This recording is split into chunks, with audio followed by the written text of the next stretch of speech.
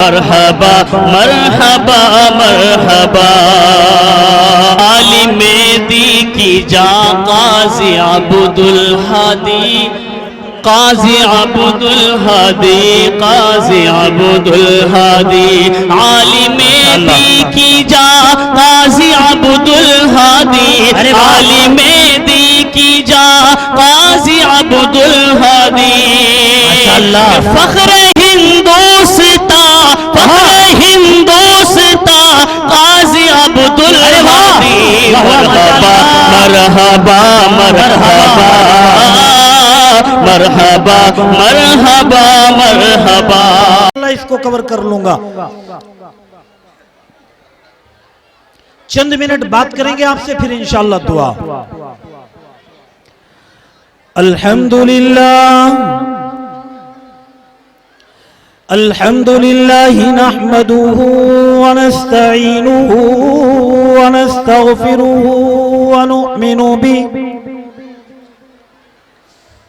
ونؤمن به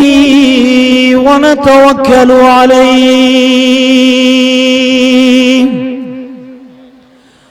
ونعوذ بالله من شرور أنفسنا ومن سيئات أعمالنا من يهده الله فلا مضل له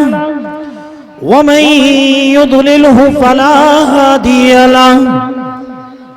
ونشهد أن لا إله إلا الله وحده لا شريك له ونشهد أن سيدنا ونبينا ومولانا محمدا عبده ورسوله. أما بعد فأعوذ بالله من الشيطان الرجيم.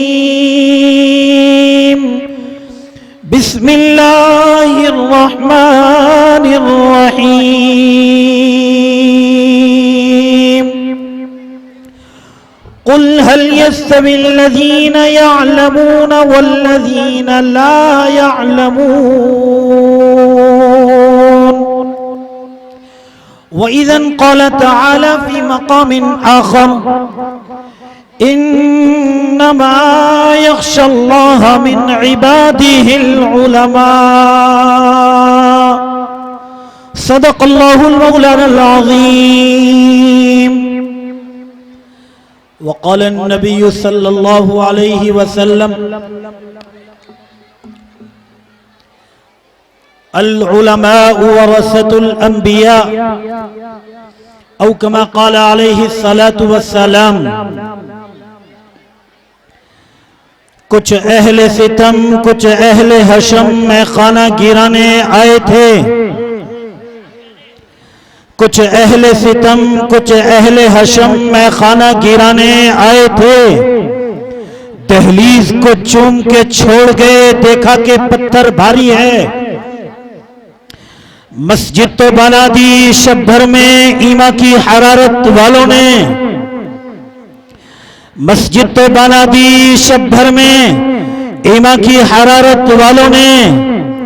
برسوں میں نمازی بن نہ سکا من اپنا پرانا پاپی تھا. برسوں میں نمازی بن نہ سکا. معزز نوجوانان اسلام، پیارے دوستو، عزیز ساتھیوں، اور اسٹیج پر عظیم المرتبت استاد الاساتذہ والد محترم عارف باللہ الصالح شیخ حضرت اقدس حضرت مولانا محمد یحییٰ صاحب مظاہری دم فیوضہم، اور ہماری پس پردہ اسلام کی شہزادیوں اور ماں اور بہنوں،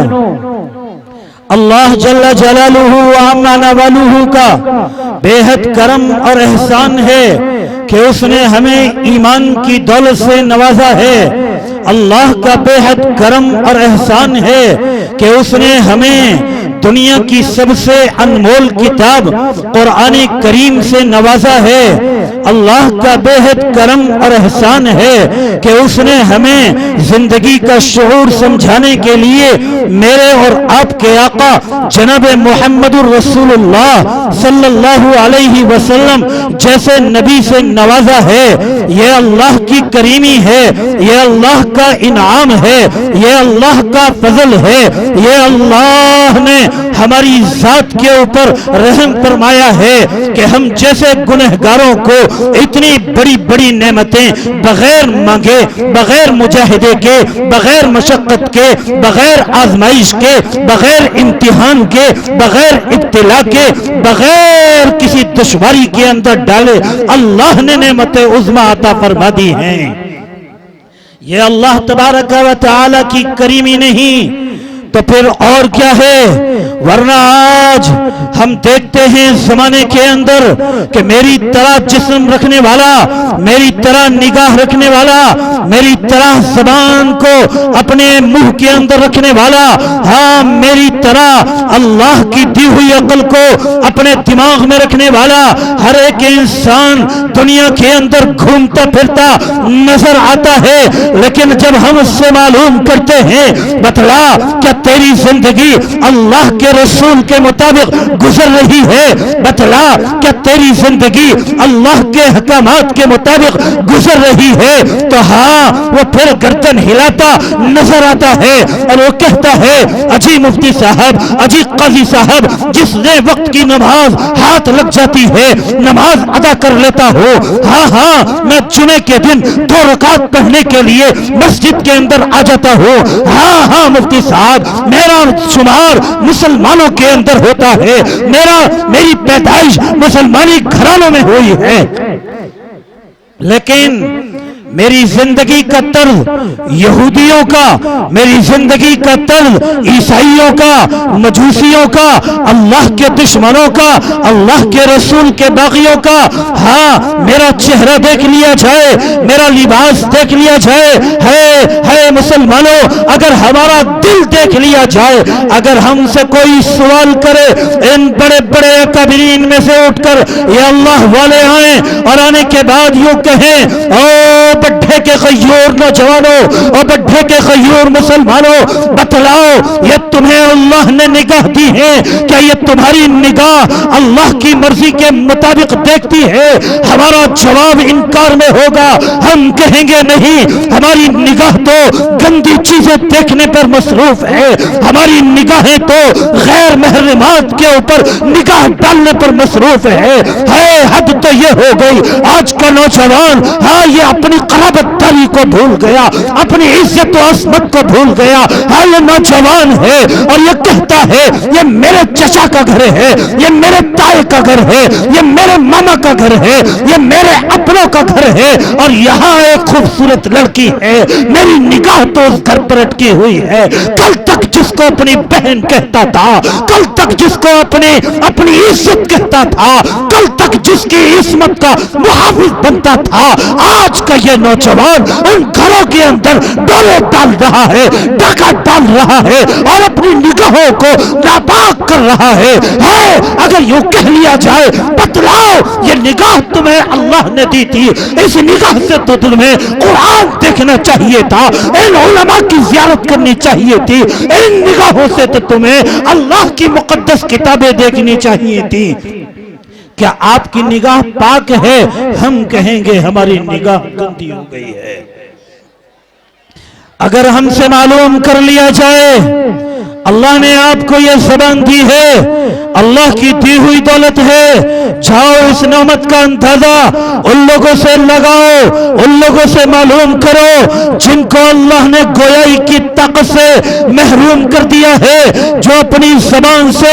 اپنی بات کو کہنے سے بھی قاصر ہے۔ اگر آپ بولنے والوں سے اگر یہ سوال کر لیا جائے کہ ہاں آپ کو اللہ نے زبان دی ہے، کہ آپ کی یہ زبان اللہ کے کلام کو پڑھتی ہے، اللہ کے نبی کی منشا کے مطابق بولتی ہے، تو آج کا یہ ہمارا مسلمان یہ کہے گا نہیں، ہماری زبانوں سے اگر نکلیں گے تو گانے کے الفاظ نکلیں گے، ہماری زبانیں اگر کھلیں گی تو کسی کی غیبت کرنے کے لیے کھلیں گی، اگر ہماری زبانیں کھلیں گی تو کسی کے لیے دشمنی کی آگ بھڑکانے کے لیے کھلیں گی، اگر ہماری زبانیں کھلیں گی تو اپنے ہی بھائی اپنے ہی مسلمان کو نقصان پہنچانے کے لیے کھلیں گی۔ ہے مسلمان، اگر ہم سے سوال کر لیا جائے کہ تو ایمان والا ہے تو ہم کہہ تو دیتے ہیں ہم مسلمان ہیں، ہم ایمان والے ہیں، ہم قرآن والے ہیں، ہم اللہ کے رسول والے ہیں، لیکن سوال کیا جائے تیرے جسم کی نعمتیں کیا اللہ کی مرضی کے مطابق چلتی ہیں تو کہتے ہیں نہیں۔ ہم سے سوال کر لیا جائے اللہ تبارک و تعالی نے تمہیں یہ دل دیا ہے، کیا اس دل کے اندر تم نے اللہ کے رسول کی محبت کو بسایا ہے؟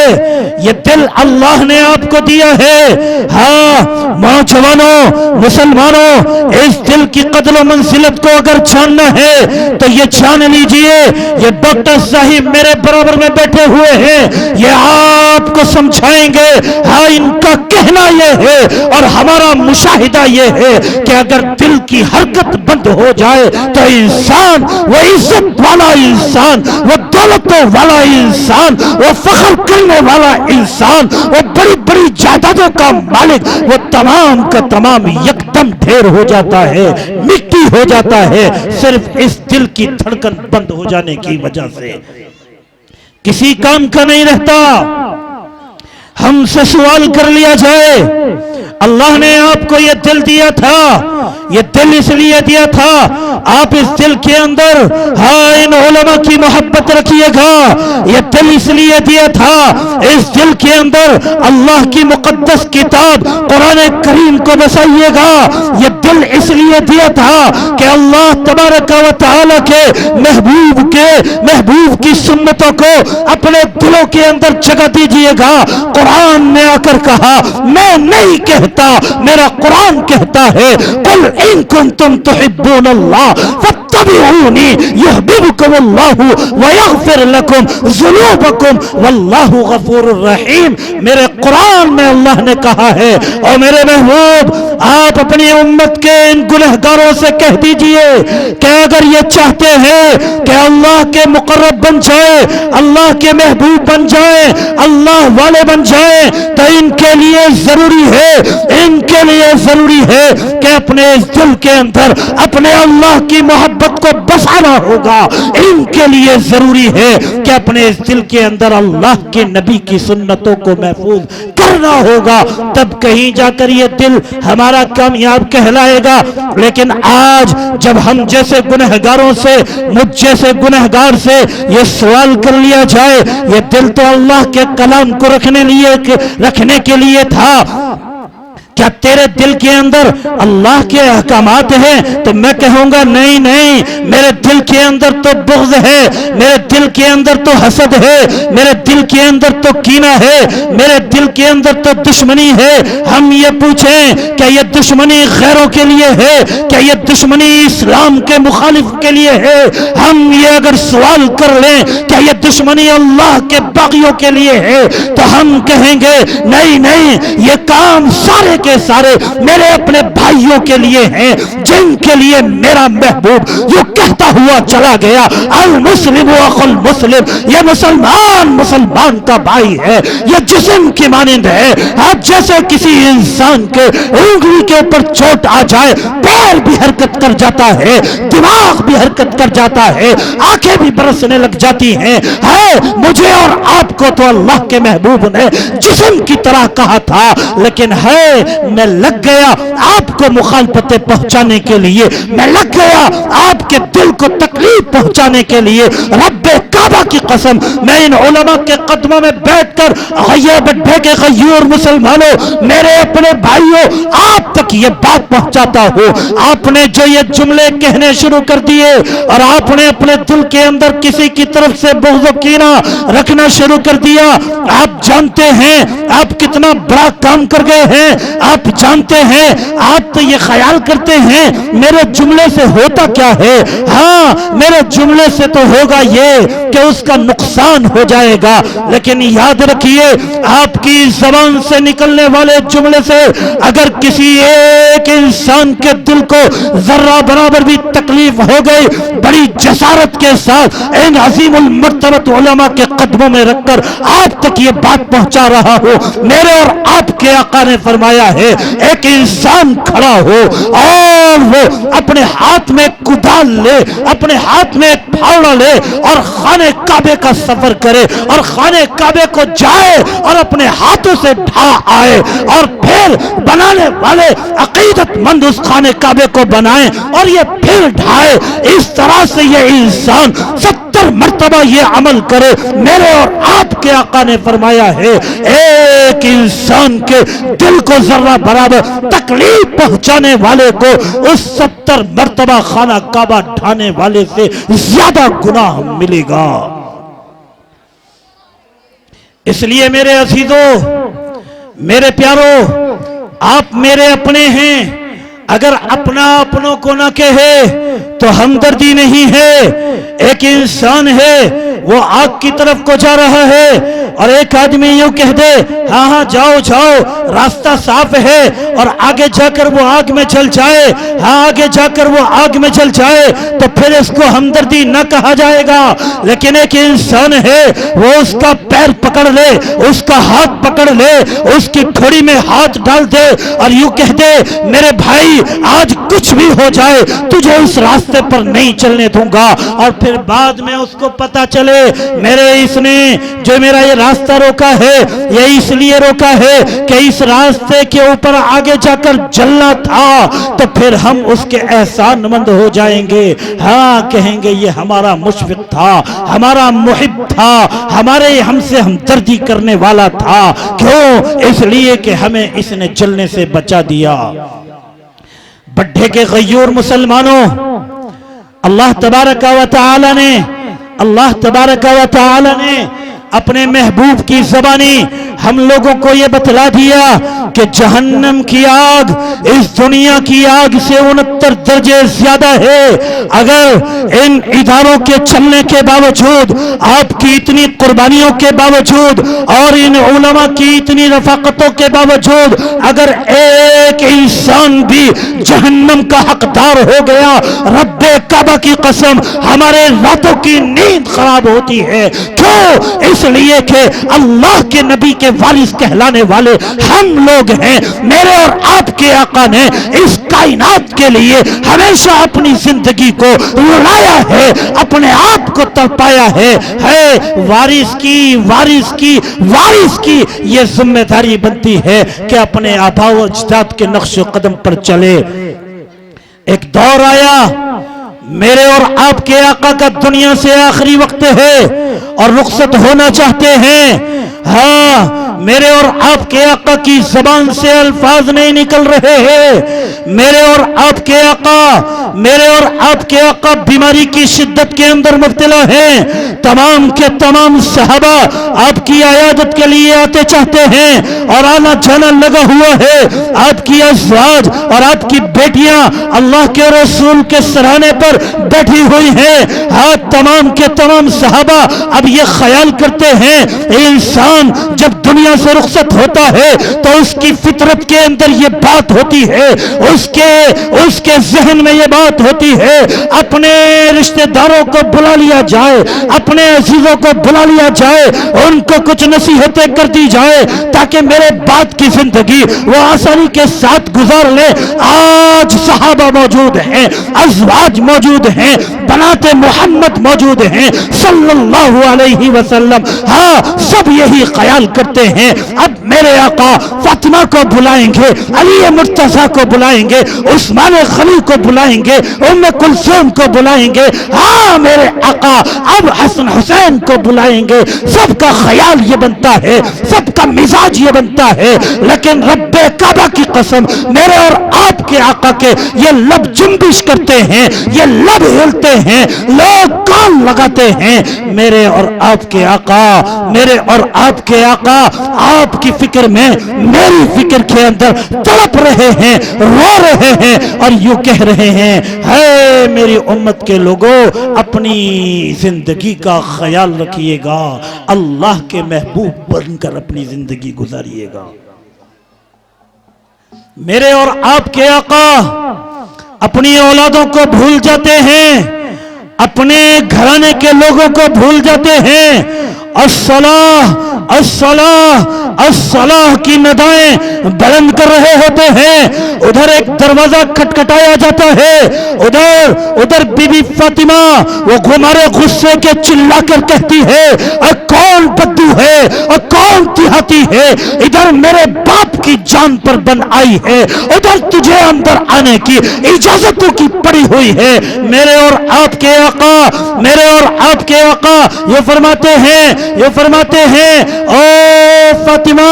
او میری آنکھ کے تارے، او میرے لخت جگر، تو نہیں جانتے آج یہ تیرے دروازے پر جو دستک دے رہا ہے یہ ملک الموت ہے، یہ اسرائیل ہے، یہ تیرے باپ کی بدولت ہے کہ جو یہ آج اجازت لے کر اندر آ رہا ہے۔ وہ ملک الموت آتا ہے اور آنے کے بعد کہتا ہے، یا رسول اللہ نے آپ پر لاکھوں سلام بھیجے ہیں، میں اسرائیل بھی آپ پر لاکھوں سلام بھیجتا ہوں، اللہ آپ سے ملاقات چاہتا ہے،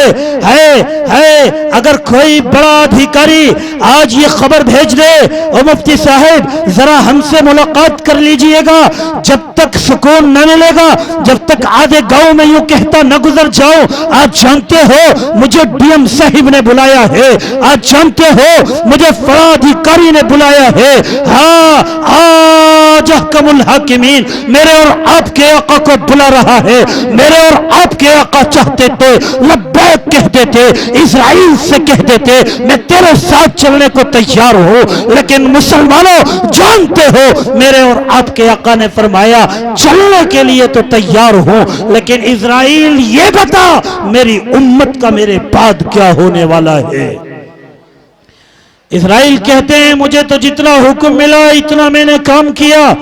یا رسول اللہ میں نہیں جانتا کہ آپ کی امت کے ساتھ میں کیا ہونے والا ہے۔ میرے اور آپ کے آقا کہتے ہیں جاؤ تو پھر اللہ سے پہلے میری امت کی امان کی، میری امت کی امان کی بات کو یہ قبول کرا کر آؤ، تب میں جانے کے لیے تیار ہوں۔ میرے اور آپ کے آقا کا، میرے اور آپ کے آقا کا وہ قاصد اللہ کے دیار میں جاتا ہے، اللہ کہتا ہے ہاں ایک انسان نے ایک گناہ کیا، میں نے ساری قوموں کو تباہ و برباد کر دیا، کسی نے کم تولنا شروع کیا، میں نے آسمانی عذاب نازل فرما دیے، کسی نے جھوٹ بولنا شروع کیا، میں نے ساری قوموں کو تباہ و برباد کر دیا، لیکن اے میرے محبوب چونکہ آپ وجہ کائنات ہیں، جاؤ ہم کہتے ہیں اور آپ کو دلاسا دیتے ہیں آپ کی امت کو تباہ و برباد نہیں کیا جائے گا۔ یہ میرے اور آپ کے آقا کی، میرے اور آپ کے آقا کی دعاؤں کا ثمرہ ہے، جو آج میں جھوٹ بولنے کے باوجود بھی زندہ ہوں، آج میں کم تولنے کے باوجود بھی زندہ ہوں، اپنے دلوں کو سیاہ کرنے کے بعد بھی زندہ ہوں، میں اپنے بھائیوں کی بغاوت کرنے کے بعد بھی زندہ ہوں، ورنہ تو اللہ کا عذاب کب کا آ گیا ہوتا۔ ہاں نوجوانوں، مسلمانوں، ان جلسے جلوس کا مقصد صرف آپ سے پیسہ لینا نہیں ہوتا، بلکہ اگر آپ کو یہ باتیں بتلائے بغیر تو یہاں سے رخصت کر دیا تو آپ کے ساتھ میں نائی انصافی ہوگی، آپ کے ساتھ میں حق تلفی ہوگی۔ اس لیے ہم یہ کہتے ہیں کہ ہماری زندگی آج تک جتنی غفلت میں گزری ہے وہ گزری ہے، آج کے بعد ان علماء کے قدموں میں بیٹھ کر ہم اپنی زندگی کو بدلنے کا عزم مصمم کر کے اٹھیں گے اور یہ عہد کر کے اٹھیں گے کہ انشاءاللہ